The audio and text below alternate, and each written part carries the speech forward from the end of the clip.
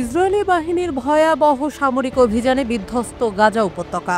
দীর্ঘ ১৫ মাস নৃশংস আগ্রাসন সহ্য করার পর অবশেষে গাজায় যুদ্ধবিরতি চুক্তি বাস্তবায়িত হয়েছে।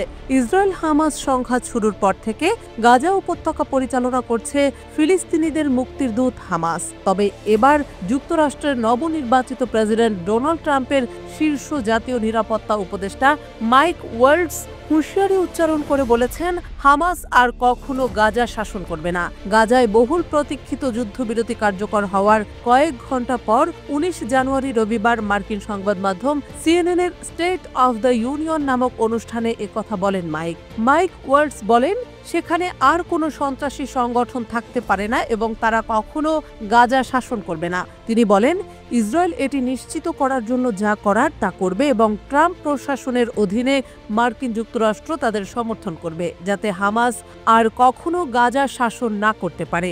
তিনি আরও বলেন, এর অর্থ এই নয় যে সেখানে হামাসের কোনো উপস্থিতি থাকবে না, এও নয় যে আর লড়াই চলবে না। তবে হামাসের জন্য সামনের পথ কঠিন হতে যাচ্ছে। যুদ্ধবিরতি কিভাবে বিকাশ লাভ করবে এবং গাজার পুনর্গঠন ও দীর্ঘমেয়াদী স্থিতিশীলতা কিভাবে নিশ্চিত করা যাবে তা নিয়ে অনিশ্চয়তা থাকলেও ওয়ালটজ সতর্ক আশাবাদ ব্যক্ত করেন। তিনি বলেন, দেখুন, ইসরায়েল যা করার তা করবে, যাতে নিশ্চিত হয় হামাস আর কখনো গাজা শাসন করতে না পারে। ট্রাম্প প্রশাসনের অধীনে যুক্তরাষ্ট্র তাদের এই প্রচেষ্টায় পূর্ণ সমর্থন দেবে।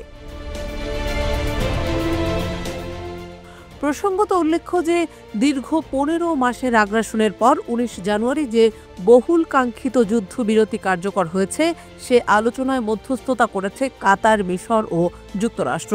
যুদ্ধবিরতির প্রথম দিনে ৩ নারী ইসরায়েলি জিম্মিকে মুক্তি দিয়েছে হামাস। এর বিনিময়ে ৯০ ফিলিস্তিনি বন্দীকে মুক্তি দিয়েছে ইসরায়েলি কর্তৃপক্ষ। এদিকে জানা গেছে, মুক্তির সময় ওই ৩ নারী ইসরায়েলি জিম্মি প্রত্যেকের সঙ্গে হামাস একটি করে উপহারের ব্যাগ দিয়েছে। মুক্তি দেওয়ার আগে হামাস একটি অনুষ্ঠানের মাধ্যমে জিম্মিদের হাতে উপহারের ওই ব্যাগ তুলে দেয়। ব্যাগে ছিল গাজা উপত্যকার একটি মানচিত্র, বন্দী থাকা অবস্থায় হামাসের সদস্যদের তোলা জিম্মির নিজের ছবি এবং একটি সনদ। সনদে বড় করে মুক্তির সিদ্ধান্ত নেওয়া হয়েছে লেখা ছিল। ওই সনদ হাতে নিয়ে জিম্মিরা হাসি মুখে ছবি তোলেন।